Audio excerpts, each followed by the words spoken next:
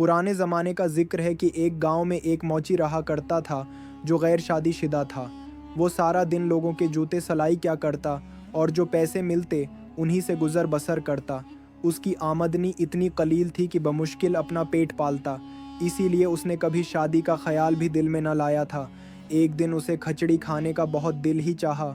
कई दिनों से उसने खचड़ी नहीं खाई थी। चुनांचा वो बाज़ार से चावल और मूंग की दाल खरीद लाया और बड़े चाव से खचड़ी तैयार की। जब खचड़ी पककर तैयार हो गई तो उसने उसे एक बड़े थाल में डालकर ठंडा होने के लिए रख दिया। उसने सोचा कि जब तक खचड़ी ठंडी होती है मैं लोगों के जूते वापस कराऊं।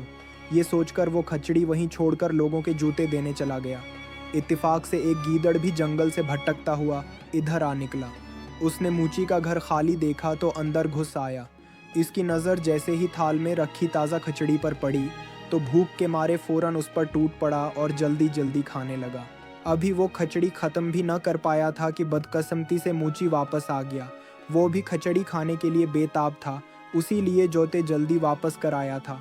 मगर जैसे ही उसने देखा कि गीदड़ उसकी खचड़ी पर अय्याशी कर रहा है, वो झट से दरवाज़ा बंद करके गीदड़ को रस्सी से बांध दिया। उसके बाद उसने एक मोटा डंडा पकड़ा और गीदड़ की धलाई शुरू कर दी। थोड़ी देर बाद आराम करता, फिर डंडा उठाकर दोबारा उसे पैंटने लगता। गीदड़ दिल में सोचने लगा कि अगर ये मुझे इसी तरह मारता रहा तो मैं ज़िंदा नहीं बचूंगा। वो मार भी खाता जाता और जान बचाने की तरकीबें भी सोचता रहता, मगर रस्सी में जकड़ा होने की वजह से भाग न सकता था। रात यूं नहीं गुजर गई। सुबह जब मूची अपने काम पर चला गया तो गीदड़ ने सोचा कि यही बेहतरीन मौके है। वो देर तक सोचता रहा, फिर एक तरकीब सूझी। उसने जानबूझकर खुद को रस्सी में और ज़्यादा उलझा लिया और ज़ोर ज़ोर से चीखने लगा, जैसे अपने साथियों को बुला रहा हो। जंगल करीब था। दूसरे गीदड़ों ने आवाज़ सुनी तो वो भी चलाने लगे। उनमें एक गीदड़ वो भी था जो खचड़ी खाने वाले गीदड़ का दोस्त था।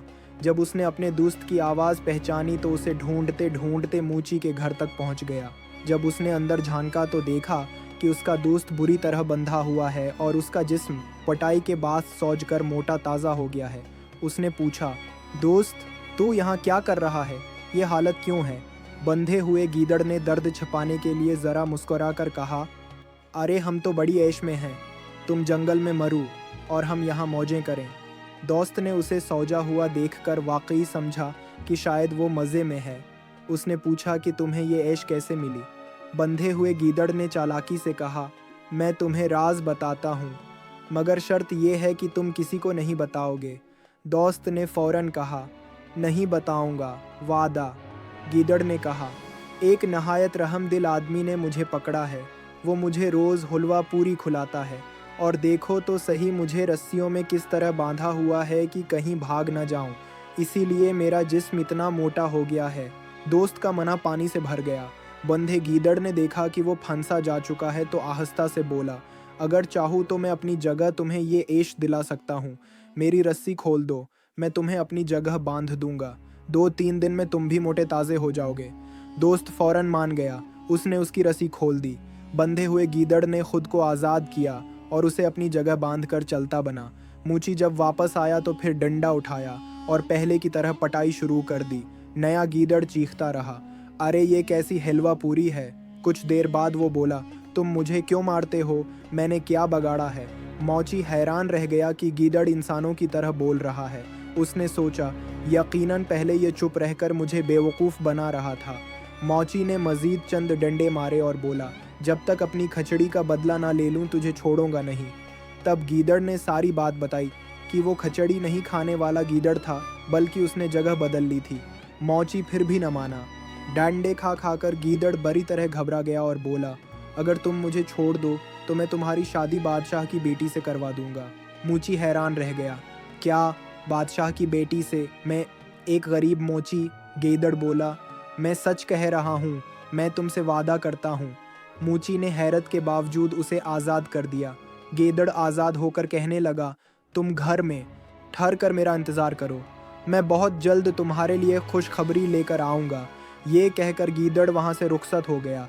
गीदड़ गांव से निकलकर दरिया के किनारे जा पहुँचा। उसने दरिया को पार किया और दूसरी तरफ पहुंचकर इंसानी शक्ल अख्तियार कर ली। दरिया के उस पार एक दूसरे बादशाह की हुकूमत थी। جس کا محل دریا سے کچھ ہی فاصلے پر واقع تھا، اس نے اپنے آپ کو ایلچی بنا لیا اور بادشاہ کے دربار میں پہنچ گیا۔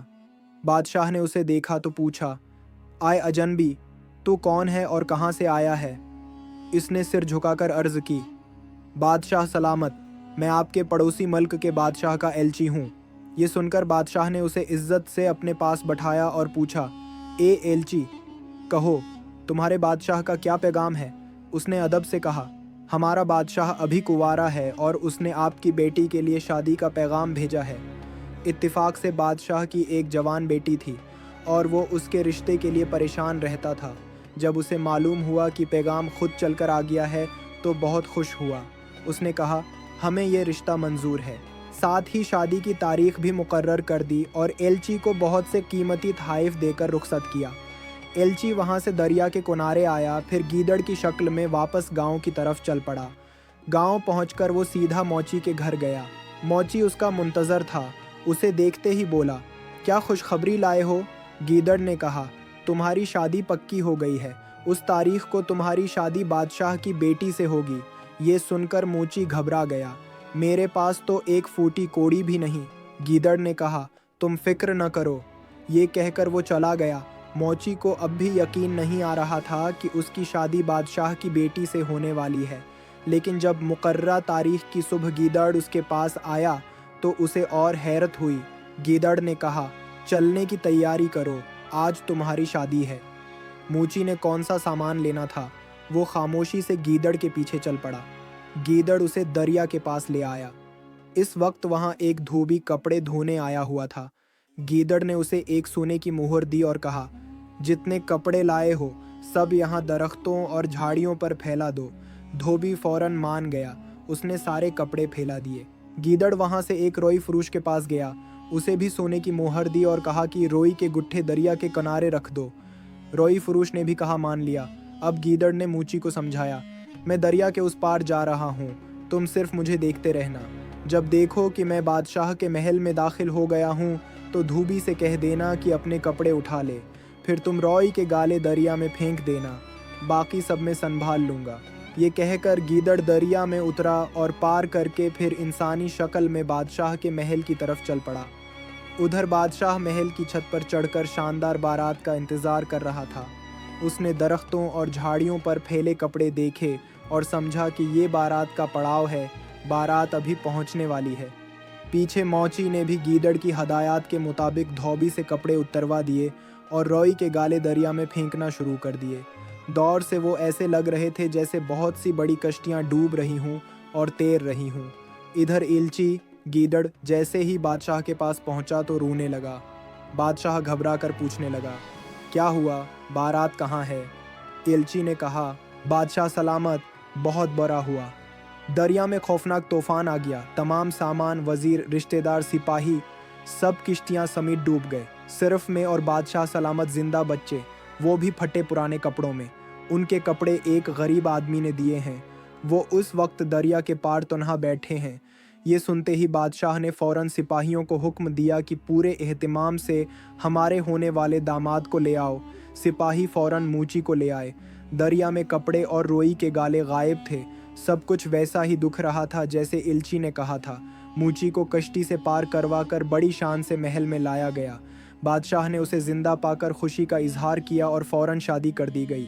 شادی کے بعد ایلچی نے بادشاہ سے کہا، بادشاہ سلامت، داماد کا سب کچھ لٹ گیا ہے، گھر بار، رشتہ دار، سب ختم۔ واپس جائیں گے تو کچھ بھی نہیں ملے گا، تو کیوں نہ انہیں یہیں رہنے دیا جائے۔ بادشاہ نے کچھ سوچا اور یہ بات اسے پسند آئی۔ اس کی ایک ہی بیٹی تھی، وہ بھی اس کے پاس رہے گی اور داماد سلطنت کے کام میں ہاتھ بٹائے گا۔